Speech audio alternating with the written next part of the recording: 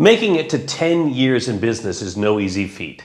But today's guest has done just that. As a matter of fact, they were celebrating the 10th anniversary of their business on the day of recording of this podcast.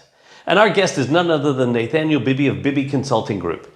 Now, Nathaniel, over the past 10 years, has generated over $400 million for his clients. He's going to take us on a roller coaster ride of the expansion and contraction of his organization over the past 10 years, and how they became an award-winning firm for the use of LinkedIn in social media, and why they're also recognized as the top 20 LinkedIn experts in 2019. So sit back, get out your notepads, and be prepared to have a great listen to Nathaniel Bibi as he shares with us the journey and evolution of himself and Bibby Consulting Group. Welcome to the Evolution of Business podcast. Business is a series of evolutions. This podcast explores how to stay relevant in the hearts and minds of the people you choose to serve. It will look for the lessons and the failures of the past and share the success of those getting it right today. What is the next evolution of your business? Now, here's your host, Dave Clare. Welcome back to another episode of the Evolution of Business show. I'm your host, Dave Clare. And today's guest, we have none other than Nathaniel Bibi. And really looking forward to chat with Nathaniel about his business. And he's got a big celebration he's going to share with us, I'm sure, today. But Nathaniel Bibi, he's the managing director of Bibby Consulting Group, a global digital marketing consulting firm which has built a reputation of delivering cutting-edge strategies, including Australia's first LinkedIn lead generation service. So I'm sure we're going to learn more about that as well. But Bibby Consulting had generated over $400 million in sales for their clients using LinkedIn strategies alone. Nathaniel actually won the best use of LinkedIn at the Social Media Marketing Awards in 2019. And Nathaniel now hosts his own show, actually LinkedIn Heroes, featuring interviews with entrepreneurs like Grant Cardone, Jules Lund, Kerwin Ray, Jack DeLosa, Elaine Cardone, Stephanie Rice, and Dr. John D. Martini. So he's rubbed shoulders with some of the biggest names in the industry. But also, Nat is actually, the Social Media Marketing Institute had recently ranked him number one on their top 20 LinkedIn experts in Asia Pacific for 2019. So it is an absolute pleasure to have Nathaniel Bibi here on the show. Nat, welcome to the Evolution of Business show, mate. I am pumped to be here. Thanks, Dave. Yeah, I've been looking forward to catching up with you. You and I have been dialoguing once again through LinkedIn, as I have with many people over a while. And you know, we're trying to catch up, have a coffee. This is pre-COVID or pre-pandemic, and yes. it was just we couldn't get our schedules to collide serendipitously at the same time to grab that coffee together. So I actually had to come along to one of your events just to say good day and meet you. So, mate, and it was an absolute cracker of an event. Our mutual friend Shil Shangavi was, I think he was your MC for that event, and it was great to catch up and learn more about the work that you're doing in this space. I'd heard about this mysterious Nathaniel Bibi, who's the LinkedIn guru, and and it was really great just to go and see the cool work you're doing. So, I mean, it's a privilege to have you on the Evolution of Business show. I'm so pumped to be here. I'm particularly excited today. I got a bit of a spring in my step because I only realized a few days ago, 10 years ago, as of today, when we're recording this, yes. Is when I registered my business. So it's a big virtual round of applause. Everyone's listening. They're cheering. They're shouting. 10 years.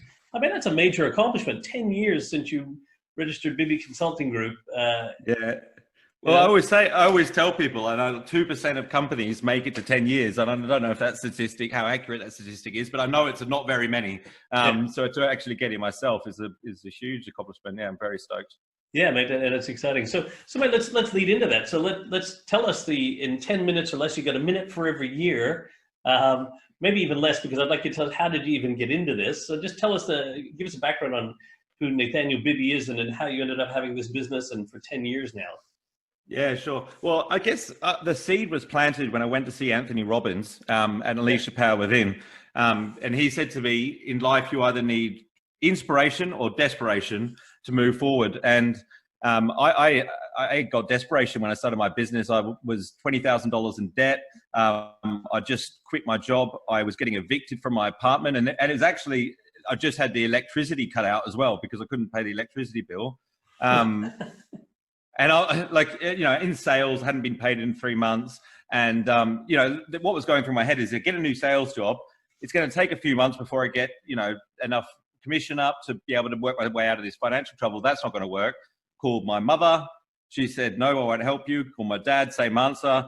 And so, like, I stayed up all night and I was just like, what am I going to do to get out of this financial trouble? And the only solution I could find was to literally go into business. And so the next day I started my company. In the first day, I managed to get a meeting with a real estate agency's office. Yeah. And I convinced, it was 6 of their agents out of 12 to give me $2,500 on the spot. So I made $15,000 by 6 p.m. my first day in business. And that's how we started. What were they paying you to do? So I sold them a 1-page website, a Facebook page, and a LinkedIn profile. Because all I did is I just went on the Google, searched their names, and I was like, you guys aren't controlling the search results. If we get you a 1-page website, and if your name is John Smith, you'll get johnsmith.com.au, a Facebook profile and a LinkedIn profile, all of a sudden you'll show up. And it was a no-brainer to them, And so I started just doing all digital marketing stuff. That's what I was good at. That's what I had experience in. And then I got to a business coach who was organizing an event. He said, Nathaniel, if you can invite your contacts, I'll give you a plug at the end. And I said, well, instead of saying Nathaniel's a digital marketer, why don't you just say I'm a LinkedIn trainer? This is, I do the LinkedIn training stuff as well. I get a lot of leads through LinkedIn. Yep. And we'll just see what the response is like. And after he said, I'd like to thank my sponsors, one of which is Nathaniel. He's a LinkedIn expert. If you need help with your LinkedIn profile, go speak to him afterwards. And out of 100 people that were in the room, like 60 of them were just surrounding me afterwards going, oh, I'm on LinkedIn. I don't know how to use it. How do you set up your profile? Should I connect with this person? All these questions. And, the business coach came over to me, David Guest, his name is, in Melbourne. And being a business coach, he said, Nathaniel, the market is telling you what it wants. And that's when I decided to specialize in LinkedIn marketing. And we started offering LinkedIn marketing services to clients, which really didn't exist before. And then you can imagine, like, by having the experience working for different businesses, serving different industries in LinkedIn marketing, you actually get way more experience and feedback. So you become a better LinkedIn trainer. I think that's what's missing with a lot of the LinkedIn trainers that are out there. They know how to use LinkedIn well for their own business, but do they have experience across all these different industries to be able to optimize conversion rates, all that kind of stuff? It's a completely different ball game, as you'd know. So that experience has really served me well. And then the industry started to, first of all, take notice of LinkedIn. 660 odd million members now, growing at 2 members a second. And so then they started to offer awards in that area. Luckily, I was fortunate enough to win for the campaign that I started, LinkedIn Heroes, which has been fantastic, for networking and stuff. That's been another big breakthrough in my business. So, I didn't anticipate, 10 years ago that I'd still be specializing in LinkedIn marketing, but here we are today, and it's, stronger than ever, more popular than ever, and there's more demand for what I do than ever before. So, as long as the LinkedIn wave continues, this is where we're going to be. Yeah, and I think it's really an important differentiation is that you're a business person who can, do LinkedIn marketing and training for people, not a LinkedIn marketer or trainer that has a business. That's right. Because you're doing this for yourself, and I think that's really important. And long gone are the days where the cobbler's children can have the worst shoes, the mechanic can drive the worst car. You have to be a product of your product. You have to be utilizing your tools, improving yourself as a practitioner, not just one of those who teaches. And and I think that's really important, a differentiation, which obviously starts to show up in all the results and the awards and recognitions that you've received, in doing that, which I think is really kudos to you for the hard work. And it's interesting, here we are 10 years, and I just did, we had Michael Lane from Success Resources on the podcast just previously, and he was talking about his sort of 10-year journey. And, we've all heard these things about the 10 years and how long, and but it's interesting what you said when Tony Robbins told you it was either inspiration or desperation. Did he say that to you directly, or was you in and he said it to the audience, but you heard it? I was down the back. There was probably 7,000 or 8,000 people there, and I was down the back, too scared to be towards the front because it gets everyone up and dance. And I've been to 8 or 9 Tony Robbins events since, Yeah. and now you'll see me. I'm down the front dancing with everyone. But Yeah. I was very nervous and shy, and Yeah. there's all these stories that come up. But like when I went to Tony Robbins, I had to use 2 credit cards and the change in my pocket to pay for the taxi. So the first day there, I didn't eat anything for the whole day. Yeah. If you've ever been on the first day of Unleash Power Within at midnight, he gets everyone outside to walk across hot coals. Yeah. So I left there like 2 a.m. with my feet burnt, hadn't eaten anything all day, with a completely new outlook on life. I mean, it wasn't just that statement. He changed my limiting beliefs around money, a lot of different things. And it was Date with Destiny, another Tony Robbins event, where he did say something directly to me, and he said, there's only one thing that trumps fear, and that's massive action. And I was like, well, what am I really afraid of? I mean, in these days, this day and age. Yeah. And the reality is, like, I've always been scared of heights, right? So if you asked me to do a skydive, I would just say, look, that seems like a pointless exercise. What's the point of doing that? I don't like heights. What am I going to do? Jump out of a plane, land on the earth? What's going to be the difference?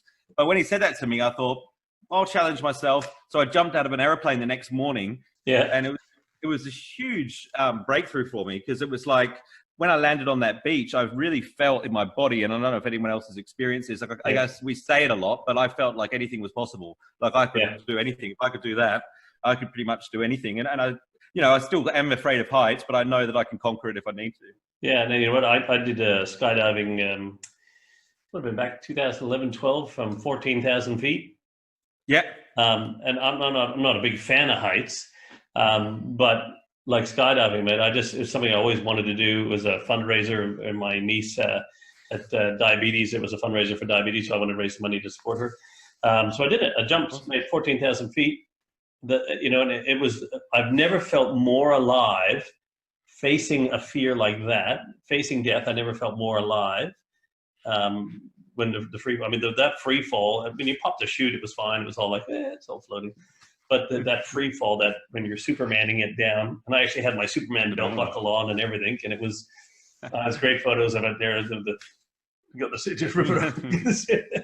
It was, but it does. You just, when you face the fear, and I know Will Smith did, I think for his 40th or 50th birthday, he did a thing about going skydiving and doing all that, and he talks a lot about that. That when you push through the fear, that's when the greatness is on the other side of fear, right?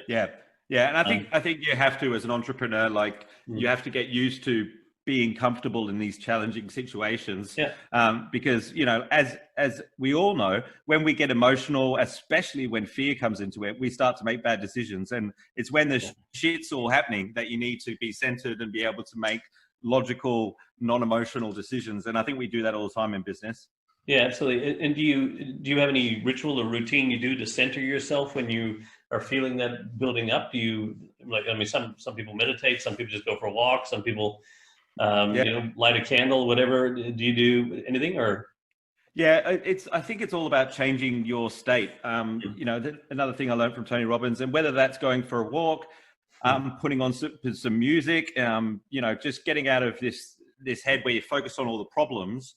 And I think also like having some sort of practice, and I do this daily, where you consciously be grateful for what you have rather than what's missing. It puts you in a much more resourceful state. Because I mean, if you compare the life we live, even when all the shit is happening, to the majority of people in the world, we're still very lucky. We're still very fortunate. We've got a lot to be grateful for, a lot we take for granted. And I don't think that changes whether you've got, $1 billion in the bank or nothing. You could be the richest man in the world financially, but be miserable in it. You could be completely broke, but if you share what you have and you're happy, then I view it as you're rich. You might not be financially rich, but you're living a rich life. Yeah, no, I think it was Gary Vee who said, you can either be smiling in your Camry or crying in your Ferrari. It's, the choice is yours. He said, I'd rather be smiling in my Camry. I don't need, and I know we'll talk about it later, but you interviewed Grant Cardone and Elena Cardone, but he drove around in a Toyota Camry, I believe, for a very, very long time. Even really? He had all the money he had all the money in the world to buy whatever he wanted. I didn't know that. He bought his Phantom or whatever it was that he ended up getting. But he drove around in a cruddy little car. Actually, one of my clients back in Canada, Walwyn Electrical, Craig Walwyn, he was a very successful businessman, everything like that. And it was the same thing that he used to drive around in just a normal old car. And it was actually his team got to the stage of telling him, why don't you buy the Mercedes you've always wanted? You can afford it. And it was like, because he didn't want to make it look like, he was a very humble guy about it, but and his team actually made him, and then he finally got the Mercedes convertible that he always wanted and so on. But it was, that's interesting with Grant Cardone, because I was thinking he would be caught dead in a Camry, but obviously like he's been through a lot. Like, I mean, and he's now he's got this big jet which he posts about a lot and stuff like that. And I questioned him a lot about it. I was like, he thought I had a bit of an issue with it. He's like, what's your issue with the jet, man? And like. And I'm just seeing him posting on social media a lot about this stuff, and I thought there must be an angle here, Yeah. But he got his breakthrough in social media. He did this video on YouTube where, he was showing off his jet and his cars, and he was calling out rappers and ball players. And that YouTube video went viral. So I think like a lot of his social media success been capturing attention, but then when he's got that attention, then he starts educating. And he said, like he bought all that stuff with positive cash flow from real estate investments. So you can't do that if you're spending all your money that you earn on all this superficial stuff. And I think like Gary Vee talks about this a lot. I'm a big fan of Gary Vaynerchuk's about insecurities and how that manifests on social media and how it's really exposing a lot of us. And I think that if you do care a lot about what other people think, and we all do to some extent, to be honest, but it's really gotten to a level now where it's higher than ever. It will hold you back in your business, because the thing is, like, if you care more about looking like you make money than you do actually making money, you're actually never going to get anywhere, because it'll just hold you back. Those two, they won't. You can't achieve both of those objectives at once.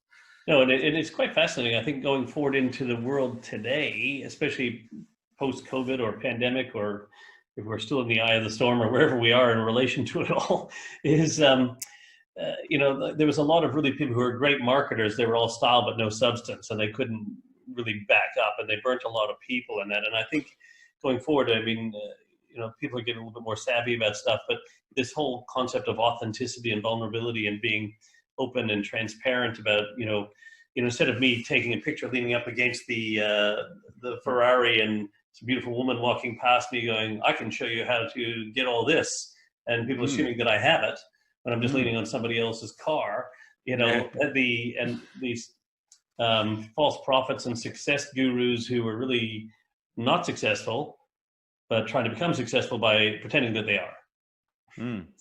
I don't think that's going to fly going forward in the world. I mean, the people are going to try it, don't get me wrong, but I think people are getting smarter to it, and people are looking more for results and impact and show me what you've done.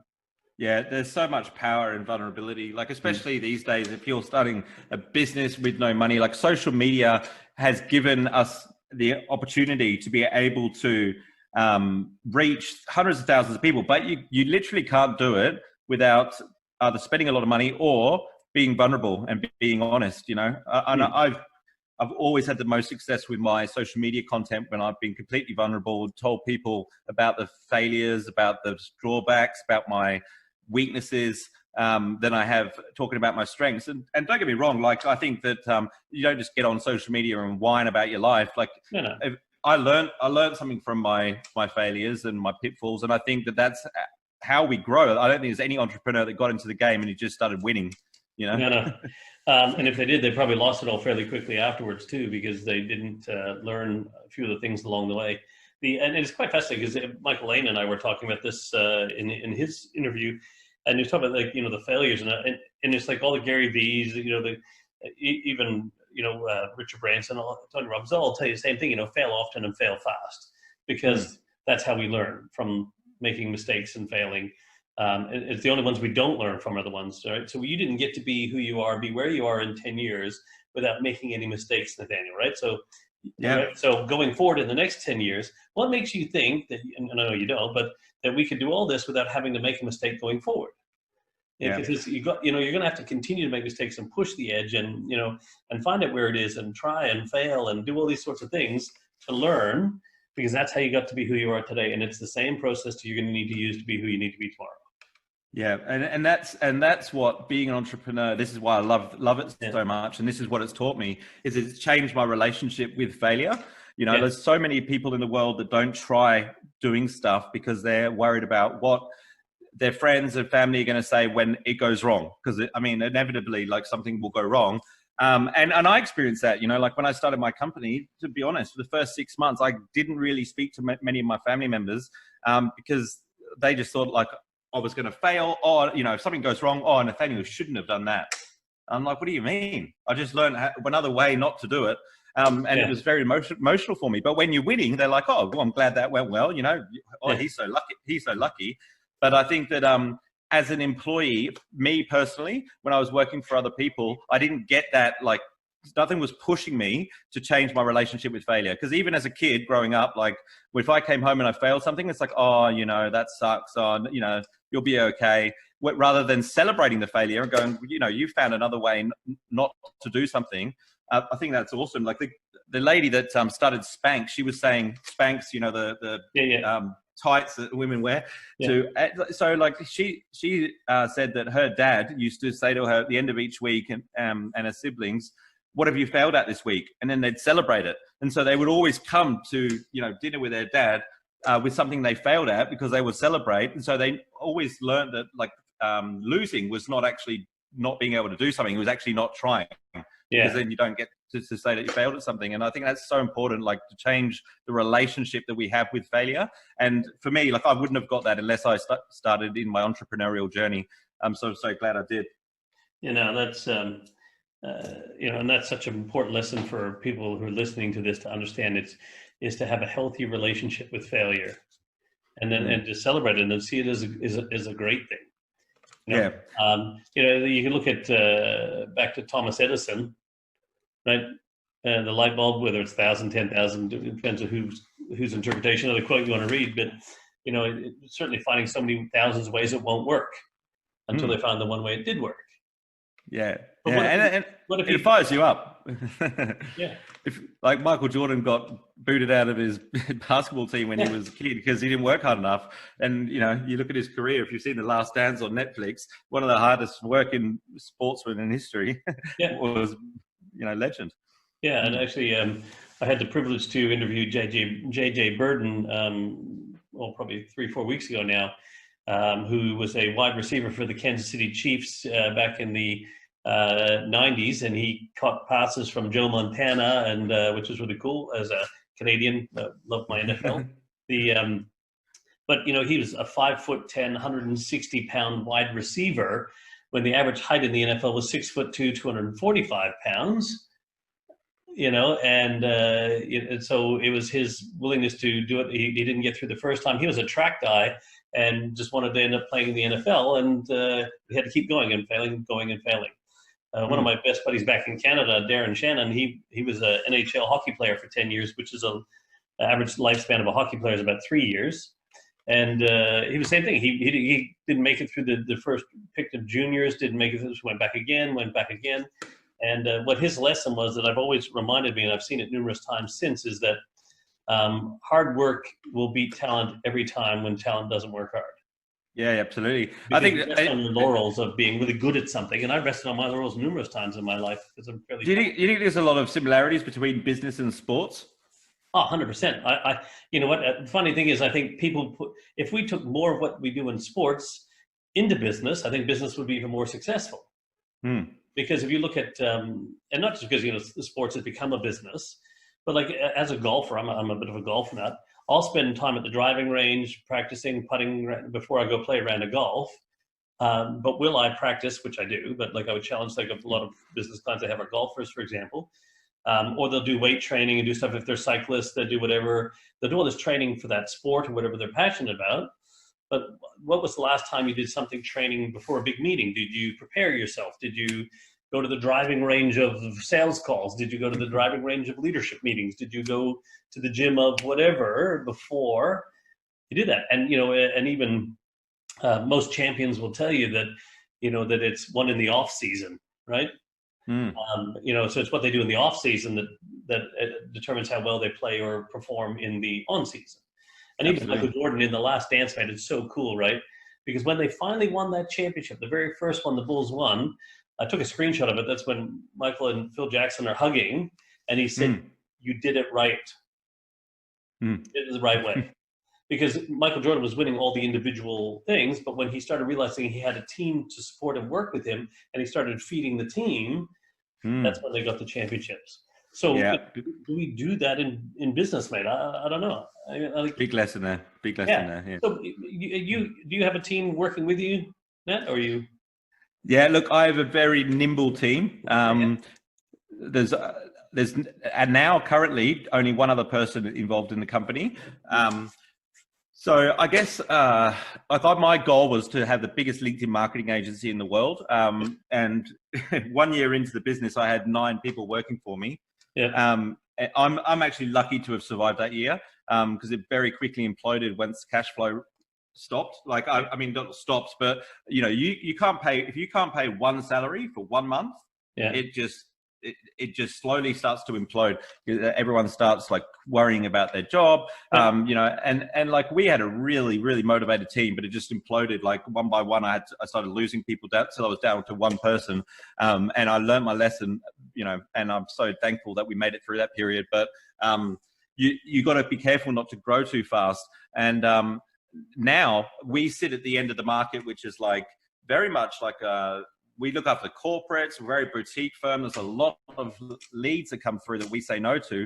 And there's a lot of LinkedIn marketers now that have come into the market, and people always say to me, oh, there's so much competition. How do you deal with it all? But I really just see them all at the other end of the market. They're all looking after small business owners, which is not where I sit anymore. So I have a very nimble team. We're not cheap, but we do deliver the best results, and track records show that.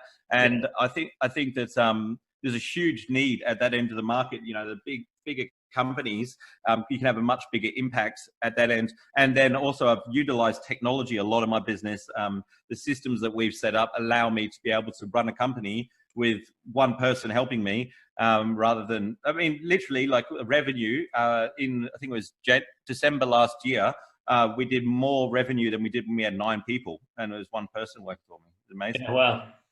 Yeah. And I'd say it, I ask as I'm expanding Circle Leadership right now. We just brought on 2 new accountability coaches, things like that. But I'm building an ecosystem. So to me, like the future of work and future of leadership and organizational structures, and especially if COVID's taught us anything in here, the ability for people to work from home. So that should tell you can actually have, if you can have some of your people work from home, then you can source people anywhere in the world to work with you, to build whatever you're building, whether they're an employee, subcontractor, gigger, doesn't matter. But you can build a team to service your clients. And like, how cool is that to evolve your business with the ability, that much flexibility and fluidity to expand and contract with the market, with the flow. So we don't have 9, because this is what happens, right? So this is, we get 9 employees. You got to keep being able to produce enough work to pay for those 9, because you've got that investment in them. And then like, well, hang on, then that comes, and if the market shifts or pivots and things like that, then. Yeah, I was lucky to last that as long as I did. I was literally like hiring people, and then the last week of the month, I would just be like, oh shit, we haven't got enough money to pay the bills. I'd go out on the sales road and just sell.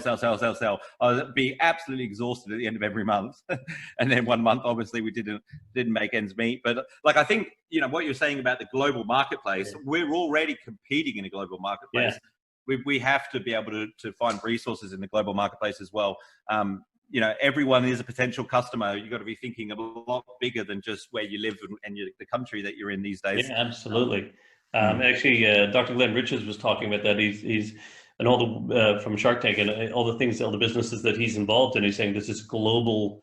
You have to have a global mindset.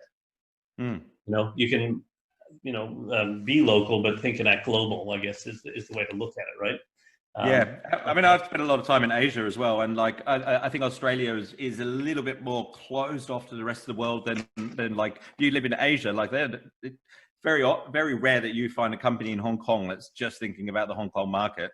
The whole world is a lot more international in the business sense, I think, than Australia is used to. And so, look, we sell a lot to businesses in America and Canada now. Which didn't used to happen as much, but they're very comfortable doing business with us. with Australian companies, that is. And we're actually a lot cheaper than what they, services they can get in America. They find us very cost effective. Oh, yeah, absolutely. With the exchange rate and everything too, what you would charge in Aussie dollars, that would be, 1.7 times that in the States. But that is still way cheaper in their mind, because it's only like 80 cents, or there's 60 or 70 cents in their dollar and they get the same equivalent service. But once again, that's the opportunity in the world here, and I think that's the fascinating part. In a global economy, with a global gig economy, to be able to source the best talent in the world, to source clients. I think right now the whole market has swung in favor of businesses like yours and or mine, whereas online services like this may have been perceived as B grade. Yep. But now it's A grade for everybody. Yeah. We realize, hey, how cool is this to be able to communicate over these sort of platforms and do business like this? I mean, through COVID, I've facilitated all my clients online. My process was already pretty much an online process anyway that I have with them. But the monthly and the quarterly, and even the strategic and culture work I do with them, we all did it in Zoom and breakout rooms and various other things. So it was able to maintain business continuity without skipping a beat. 5 years ago, there was still business owners, very successful business owners, telling me social media wouldn't last and it's a fad and it's stupid. Yeah. And I can just imagine where they would be at the moment. It's completely changed the way that business is viewed, social media completely. It's really fast-tracked everything. I think most of those businesses that don't think that social media would last are the businesses that won't last. So what are your plans going forward next 10 years? What are you thinking in terms of Bibby Consulting Group? Do you know what's really interesting and exciting for me at the moment? And I guess this is part of the journey. But in the last year, my YouTube has gone bananas. It's something which I've always done. I did it before I even started LinkedIn marketing, and for the first 5-6 years, I was literally posting videos and we get 2 or 3 views. Yeah. And I'm thinking, why am I doing this? And in the last month, we've got there's 130,000 views on the channel. Wow. One of my videos has got over 110,000 views, which is phenomenal. And the biggest market's India, then America. And so it's all this international traffic coming to YouTube. I am looking forward to doing my first YouTube keynote to business owners and explaining how it all works. And because I didn't really know how it worked until I had some success with it. And then, a lot of the guys that talk about it are gamers and guys that have got these, gags and stuff like that. There's not many business guys that have really taken YouTube by the horn. So I think you're going to see a bit more from me in that area. I definitely want to do more speaking, more events. At LinkedIn, I don't see it slowing down, to be honest. I really don't. It's got a hold on the business to business market. I haven't seen better results in the whole time I've been doing it that we can achieve on LinkedIn. Their advertising is getting better.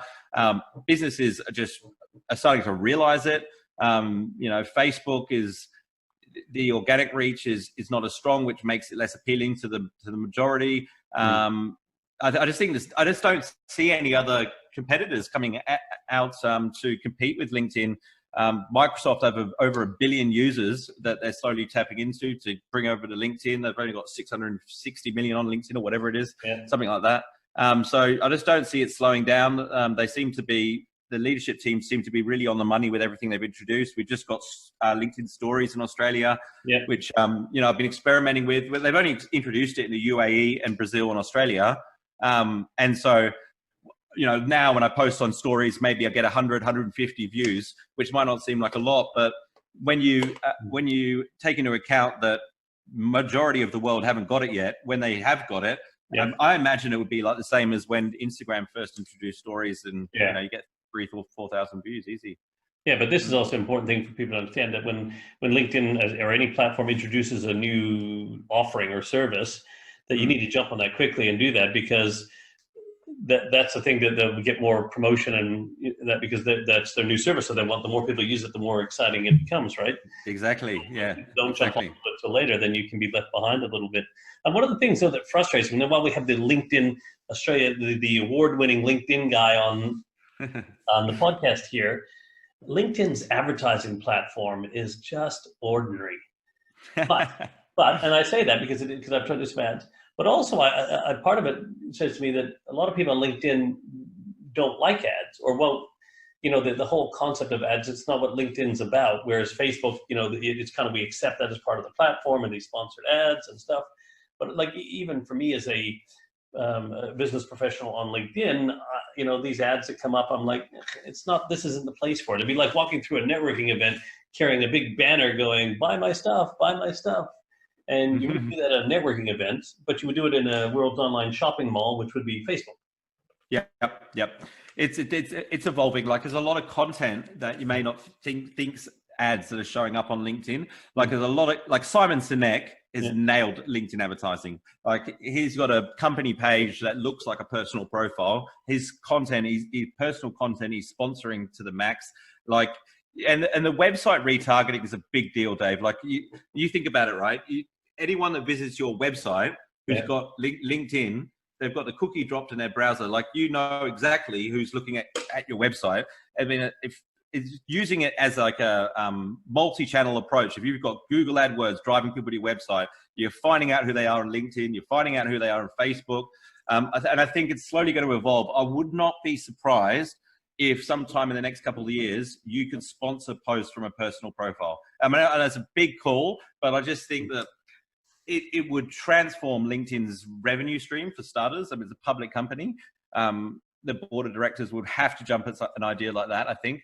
And it's not like, the other social media platforms where, I understand that an individual's personal profile on Facebook, they wouldn't necessarily sponsor a post, but why not on LinkedIn? It's a professional platform. I'd love to be able to push my content harder by sponsoring stuff on a personal profile. And then what they've done is on a company page, you don't get as much reach because they want you to sponsor stuff. So Simon Sinek, I'm just going to mention him again, because what I think he's done is he's made a personal profile, a company page, and then he's posting through that and amplifying the content. I think that's a really good approach. So he doesn't have a personal page then? He just uses the company page? Well, they look exactly the same. So when you look, if you see his content pop up and then you click through on his name, it's interesting because you quite often end up at a company page rather than his personal profile. He's sponsoring it to amplify it all. Yeah, interesting. I might have to say that because I have a Dave Clare page. I also have Circle Leadership, plus I have my own personal profile. It's quite interesting. Right, so when you think about here in West Australia, we're both here in WA, one thing that I found, and it's pretty prevalent probably across all of Australia, but there was this really big growth mindset going on. Like, everyone, grow your business, grow. The problem with the growth mindset is that sometimes you can grow into obscurity or irrelevance. You're so busy focused on growth. Like you said, I want to grow to have the biggest whatever LinkedIn marketing agency in all the world, which is great. But there's a big difference between growing your business and evolving your business as much as there is individually. Give us your perspective on the difference between growth and evolution or evolving. Yeah, it's interesting. Like, I've always focused on growth. This year, I'm actually not. I'm putting my head down. I'm not looking at the numbers so much, and I'm just focusing on creating and evolving the quality of the service offering that we've got, and building the brand. So I think that evolving, doesn't have to be business growth, whatsoever. No. And I think that you kind of have to, and when things are changing as much as they are at the moment, you have to innovate and look at what you're offering and going, is this really serving the market? Is this the most value I can provide, or can I do things better? And quite often, like, you can become a lot more profitable without growing if you look at innovation and evolving your business. And so I look at things like that. And I always look at opportunities to learn as well. It's like, where am I going to get the most growth? Like the LinkedIn Hero series, that's the campaign I won the award for last year. What I didn't anticipate is I thought, I'll tap into all these other markets. I'll get to meet these cool business dudes. But the amount that I learned from it is really phenomenal. Like that interview that I had with Grant Cardone, I learned more in 20 minutes than I did, spending a weekend with him in one of his courses. It's crazy. It's crazy. He gave me some really good advice on my social media, which has done wonders for me. But like, where else are you going to get the opportunity to find that sort of stuff out? So I'm always looking for ways to learn more and to be able to give more, add more value.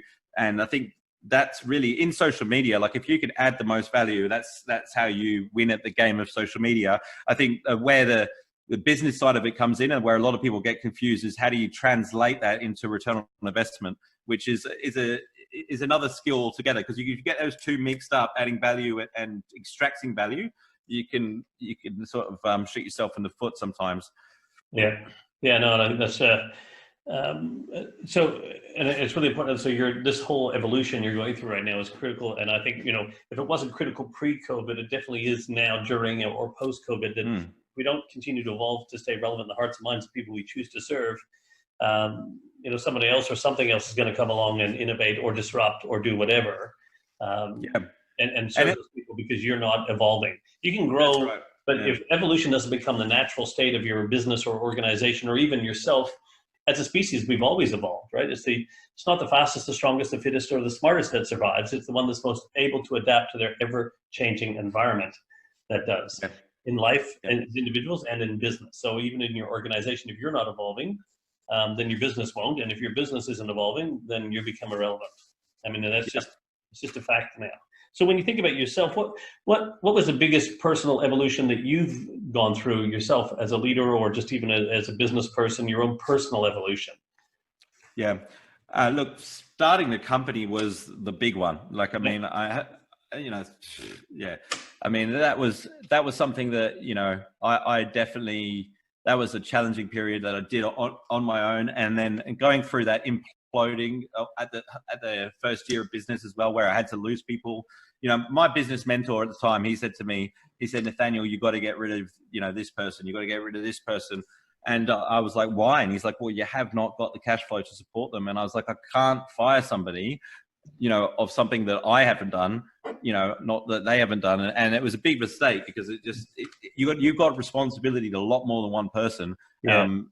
And so that was a huge learning curve for me as well. And then I have to say that interviewing Grant Cardone was a big one for me. Like Michael Lane will know the story because I was hammering him for months to try and get that interview. Yeah. And he'll probably laugh, but he posted on LinkedIn saying that so many people can interview him, send you your applications. So I sent him my application. I'm not getting a response, so I'm tagging Michael in every post I'm doing. I'm tagging Grant Cardone, and I'm thinking I'm not getting anywhere here. I've emailed Michael so many times, and he's only going to reply, a couple of times, isn't he? And then I thought I've got to think outside the box here. How am I going to get this? Because it was a big thing for me. I knew that getting the Grant Cardone interview was going to put me on a platform where I can approach a lot more people that have come over from the US.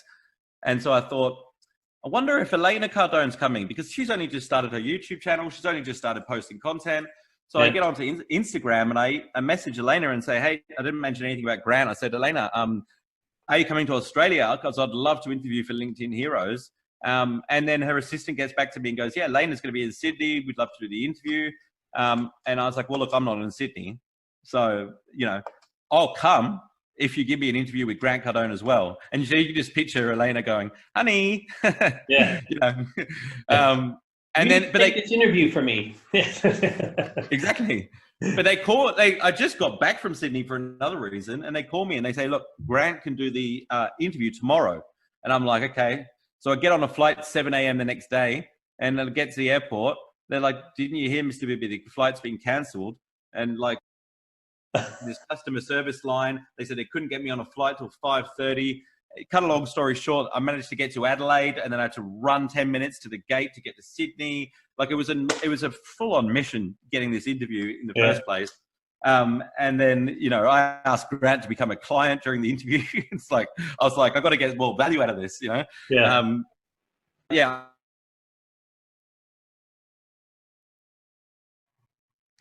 The biggest decisions you can make. Sorry. Oh, the signal just cut out for a second there. So okay. Sorry. Yeah. Look, one of the biggest pieces of advice that I have for anyone listening that's like a business owner or entrepreneur is who you surround yourself with. The people that you hang out with are going to have a massive impact on who you become. And so, doing things like this and interviewing people is a great way to expand your peer group. Yeah, absolutely. And it's funny. It's because I remember you shared that Grant Cardone story. I think it might have even been on one of your other podcast episodes I watched. I thought that's really cool because here's my Instagram. Yeah. Yeah. Cool. Okay. Yeah. So 2000 and what was that? 2016, he put a post up on Instagram, wondering why, because he was only had like 100 and something thousand followers or something on his Instagram. Oh yeah. Like, if you know, if anyone out there can give me some help or advice on how to increase the. So I just sent him a message, called him, Yeah. and sorry, Instagram said, "Hey, look, you know what? You know, I only had like 1,000 followers or something on my Instagram at the time." I said, "I've only just started doing this. I've learned something that I'm happy to share with you. I've gone from like 200 followers to 1,000 followers in the last 3 months. Yeah. So that what I'm doing is working. Whilst you're at 195,000, the process will still work for you. Would you be interested?" And then Katie from his office at the time, she sent me a message, said, "Yeah, no worries." And so we set up a Skype call. He said, "You have 8 minutes." 21 minutes later, we'd had this big chat about everything, and he did it. And then, yeah, so back in 2016, I take a little bit of credit for saying, Oh really? Wow. "Uncle G, Awesome. take his Instagram." He called this IT guy in, and we're having a chat, and he's like, "Oh, yeah, just hang on a second," and he's calling somebody over, and then they come over. Yeah. And anyway, Awesome. it was quite funny. And so I've reached out to him to get him on this podcast to find out, because I find him a fascinating character. And, you know, when you get with him, like, because he does do controversial things to get attention. And then, you know, like even just recently with the whole declaring bankruptcy kind of a thing, which he posted. I don't know if you saw that. No, I didn't know. There was a viral video going around of him talking to Jared. It was on Instagram. It was Instagram Live. And they're clearing the jet. They're getting rid of everything. There's a bankruptcy thing going on, but he just it's exactly the sort of thing you do. Follow up like a week later, just saying with all the stuff going on in COVID, he had to find a way to break through the noise, and so he did that, and it just created all this controversy, and then all of a sudden he got all the attention back. You know, whether you agree with it or not, I'm not sure that's the best way to grab attention, but that's what Uncle G does, and that's his brand, and that's who he is. So So from a business point of view, what's the most significant business evolution then that you've had, evolution of your own business? Yeah, sure. Look, I think that moment when I decided to specialize in LinkedIn was a big one for me. Like, you know, choosing a niche was very scary. A lot of people, like I was very new in business, so I get a lot of advice from a lot of people. And what I've found is when something's worked phenomenally well for me, it's normally a thing that 99% of people said wouldn't work. It's like LinkedIn, is that going to be enough for you? Like, is you going to have enough people? Are you going to have enough business? And I mean, I always did, but it was scary for me. Like, people would say to me, "Can you do my Facebook?" And I'm like, "No, you know, there's an opportunity there to double my revenue, but nope. No, you know, of course I can, but then you can't systemize and you can't specialize. And I've, in more recent years, I think that's become a lot clearer to me. And so now I can literally sign a client up, put the strategy together, delegate it, and it's taken care of. And I know that they're going to get results. One other thing that I have learned along the way, because it's always about the customer. The business is all about relationships. And when you get to a bigger organization, it's about relationships with your team members. But it's finding out what the customer values, because, you know, the first client I did LinkedIn marketing for, they were running AdWords and it was costing them an absolute fortune, a registered training organization. And I generated 150 leads for them in the first month. And I was, you know, that's a huge amount. They're way more than they anticipated. 30 would have been enough. And so at the end of the month, I go into their office and I'm like, you know, I am the man. This is the greatest service ever. And they're like, "Nathanial, we are blown away with how many leads that you've generated. We need to cancel our contract with you because it's going to take us 6 months to follow these leads up." You know, and so working out what's valuable to the customer, right? Because all I did was I created a problem for them. I created it was a good problem, I guess. Yeah, absolutely. But they weren't a customer after 1 month, right? So from a business perspective, like I had to learn that, you know, account management, expectation management, looking after the client on, you know, having conversations is actually far more important than the volume of leads. Because if you're not getting enough leads for your business and all of a sudden you have a ton of leads, most of the time businesses aren't equipped to manage that. No, absolutely not. And I think some of the important things to talk there is obviously, you could have done all these different services to people, but you chose, to specialize and then systemize. Mm. Because evolution of business, like an evolution of your business doesn't have to be, growing is doing more for more, but, if you want to like scale your business, which is doing more with less or for less or equal, but you're talking about like, specializing and systemizing, that's an evolution in itself. So instead of being everything to everybody, we're just going to be something to somebody using, this, and this is our space and niching in or whatever it is. Because there's so many people afraid to niche.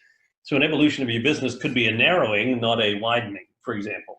Absolutely, it has to. Yeah, I mean, this is my strength is being going narrow, and there's a interesting conversation I had with a lady that works for me, who said, she deals with the leads. The leads come in, she'll speak to them. She has qualifying questions, 5 questions that she asks them, and then she can book them into a 15-minute call with me. Yeah. And so she said, this guy's called up. And he says he knows what you do. He just wants a quote for LinkedIn lead generation. He's spoken to 3 other companies. They've all given him quotes. He just wants a quote from us. And I'm like, look, he's got to follow the process. Like you've got to ask him the 5 questions. You've got to book him in for the call. And then if we're a good fit, then he'll get a proposal. That's the way that we do business. That's the system. And it's not done that way because we're trying to be difficult. It's done that way because if we know the information that we can get from that call and those 5 questions, we're able to offer a customized solution that is actually going to get him the objectives rather than just going, oh, you want a quote, you want a quote, you want a quote, and just handing them out to everyone. So the system will not fail you. And it's when people come across and they want to break the system is the exact time that you want to not break it, because the system's there for a reason, to get the result for the client. Even terms like that indemnify us from getting into legal trouble if we do something wrong. That's there so that we have the confidence and the freedom to be able to do what we do best. It's there for the interest of the client. It's not there so we can do anything wrong. Yeah, no, I think it's good. And if you ever read Atomic Habits by James Clear, one favorite quote in there is, you don't rise to the level of your goals, you only fall to the level of your systems. So we work out what is it, and then we put a system in place, and then the system, if it's not achieving the goals, well, then we need to tweak the system, because we're only going to fall to the level of that system. But I think it's funny because it's like when you were talking about everyone wanting quotes and all that, I just got this visualization of Oprah going, "You get a quote, you get a quote, everybody gets a quote." Yeah. And all of a sudden you're not spending all your resources quoting everybody. Yeah. And then when you don't necessarily win them all, and when you do have to do work, you don't have enough resources to do it because you're so busy quoting that you're and chasing price, or trying to win a price battle or price war. It just doesn't work. So it's quite fascinating for me when you think about that. So what do you see? What's your advice to business owners, leaders, entrepreneurs? What, from your perspective, it could be LinkedIn related or not, but what do you see coming in terms of future work, future of leadership, humanity and technology, whatever? What do you see in the next 3 years? What are you seeing that you're preparing for? Yeah, look, I think a lot of businesses are going to suffer in the next few years that if they don't adapt to what's going on in the world in terms of technology. Social media is huge. Literally, if you're in business to business or you're in professional services, get onto LinkedIn and understand that platform. It's where all the activity is at the moment, and you can really bootstrap a company on that platform right now. It's huge. I think so many businesses are wasting time on other social platforms. Instagram's a big one. I love Instagram, don't get me wrong, but I'm never going to make as much money on Instagram as I do on LinkedIn. Just not in my niche anyway. Brooke might fight you on that. Yeah, well, look, it's a different business model, right? A lot of our audience are business to consumer. So I completely understand it. Yeah. And there are a billion users on Instagram. So you go out and people tell you Instagram. And I'm on there, don't get me wrong. I think it's a great platform. But when everybody's telling you the same stuff and everybody's using it, is probably when it's going to be more competitive and more difficult to break through. Whereas LinkedIn, if whatever industry you pick, whether it's accounting, financial services, business to business, if you're servicing mining companies, you'll probably find that your competitors aren't using LinkedIn, and it's where you can get the most organic reach. And Dave, I mean, you're very active on LinkedIn. What are your thoughts on the topic? Yeah, no, I agree fully. And for me, and then I challenge a lot of my clients, to push them onto LinkedIn. I believe that all business to business, business to consumer is still all human to human, right? So I work on age to age. And then when you're doing that, and any content that you're posting, I work on what I call E2E, which is educate to engage. So I need to make sure anything I'm putting out is to educate, to engage people, not just educate. Is you want to engage, you want to have that conversation, because today we used to go from leads to have conversations. Now it's conversations to have leads. So how do we create more conversations? So I think LinkedIn is great. But the challenge with, and because a lot of my clients that I serve are accountants, lawyers, financial planners, insurance brokers, mortgage brokers, professional service firms. I said, you can share the same content that everybody else is sharing, but how do you stand out in all that noise? I said, you need to be able to take your sense of purpose of your organization, take that information and tell me the impact of that information, and not just tell me the information everybody else is telling me. So if I went to every single accounting firm that was posting about JobKeeper, yeah, great. Okay, everyone's telling me about here's what to do with JobKeeper. But tell me what I don't know about JobKeeper. Tell me what other people aren't telling me about JobKeeper. Challenge me around that. Like, what's the impact of JobKeeper when it's finished? What are you doing to prepare and plan for that? What are you doing here? There's some case studies that we've had. So I think, to me, for businesses, 100% LinkedIn is the place to go. That you need to be educating to engage, and that you need to be having a different voice than everybody else. Yeah. Because if I and I think Michael Lane was talking about, he said, we went from the industrial age to the, he's calling it the expert age. And I said, well, there was the information age in between. We've got all this information that's been thrown out at us, but now it's how do we discern or ascertain what that information is relevant and who the experts are and all that noise. And it's those people who can differentiate themselves and create that voice or impact. And that's where that authenticity and the vulnerability that you're talking about has to come out. And so I see that. And for me, LinkedIn is my primary platform.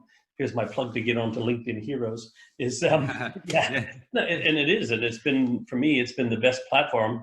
I use Facebook, I have Instagram, but I just don't. Instagram's more for me, personal branding and stuff like that.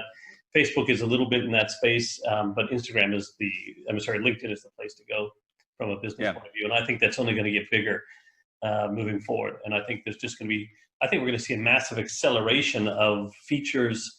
Not because people say, we're going to see an advancement of technology and stuff. I said, no, all this stuff's already mapped out. We're just going to see it accelerated now. It's just going to happen faster. And then while that's coming out, then they'll be working on all the next stuff. Right? Because what this has done, of course, even with the Zooms and Microsoft and web, they've all been accelerating all the cool stuff that it can do for us. And that, what did you say about standing out from the crowd is a big one. We all look different. We all are different individuals. And then as soon as we set up a company, we tried everything. We build everything the same as everyone else. We all have the stock standard website. We all got the same copywriting. It's just boring. You've got to try and not be boring. And when I say try, I don't mean create something that wasn't there already. It's more so focus on being authentic. If you just do that, you'll be different, because we're not all the same, and I think that's what's missing in a lot of LinkedIn. People focus on LinkedIn, could spend a fortune on promoting their company page and amalgamating content from some agency and not get anywhere, because it's not different. It is boring. It's not the same. It's the same as everything else, Yeah, no, absolutely. So, mate, the last question I have for you for this is a random question. I have 31 questions written down here. You don't get to see what they are. You get to pick a number between 1 and 31, and but the only thing is you must answer this question. Okay, well, it's 10 years in business today, so I'll pick number 10. Okay. No, this is a great one. The 6 years might really tie in with your 10th anniversary. So what will the movie of your life be called, and who would star as you? Okay, well, I'll answer the second part first. It would be, what's his name? You have to help me with this. What's the guy from The Hangover called? Bradley Cooper. Yeah, Bradley Cooper would star me. Yeah. I've had a few waitresses at restaurants mention that I look like Bradley Cooper when I've had longer hair. And I've held on to that. I don't blame you. I've held on to what people call or say who I look like. So I take it where you can get it. So now, what would the question is, what will the movie of your life be called? and that Bradley Cooper would be starring as Nathanial Bibi? Well, it wouldn't, excuse me. It wouldn't be called The Hangover 4. No. It would be called. I would call the movie Going Large. Going Large, starring Bradley Cooper as Nathanial Bibi. There, you heard it, ladies. There's no references there. I've just been giving life a good go, leaving no stone unturned, and being just as happy with the setbacks as you do the wins. I think that we're all on an adventure, and you've got to enjoy the journey. Absolutely, and I think that's like going large at life, and I think that that's awesome. So, size does not matter, though. Yeah, definitely. So a couple of things just to pick up as we wrap up is from inspiration or desperation is what Tony Robbins said to you. But you can have either inspiration or desperation to get you to move. But I tell you what, perspiration is what keeps you going. You got to do the work, and you've been doing the work for 10 years. So kudos to you for having your business going through. Thank you. And celebrating those failures. I really appreciate that. Was a powerful lesson that was shared. And the importance of relationships. And you've done a really great job yourself at, proximity and networking and, putting yourself in the right place with the right people, which has been really powerful. But I also like that towards the end there, you talk about, specializing and systemizing. And I think these are really cool lessons that people can learn, and obviously LinkedIn, your expertise in LinkedIn is without question. So, but those are some of the lessons I really pulled out of what you shared with us today, mate. So thank you so much, thank you. Nathanial, for sharing with us. Where can people get hold of you if they want? LinkedIn, maybe? I don't know. Is there? What's the easiest place for people to find Nathanial Bibi? Well, my whole social media approach is to make it as easy for people to find me. So whatever platform you like consuming content on is where you'll be able to find me. Nat Bibi on Instagram, Nathanial Bibi on LinkedIn. On YouTube is where you find a lot of the content, which is longer form, a lot of my talks, and they're now on podcasts, the Nathanial Bibi podcast. So wherever you like to hang out, you'll be able to find me. Yeah, awesome. All right, man, thank you so much for showing up on the Evolution of Business show. Thank you. It's great, man. I'm looking forward to catching up with you for a quiet beverage later on. And now that, at least in West Australia, we're allowed to hang out with each other, which is really cool, while the rest of the world sort of envies us. I'll be having a couple of quiet beverages tonight, I think. Yeah, fair enough, too. Cheers.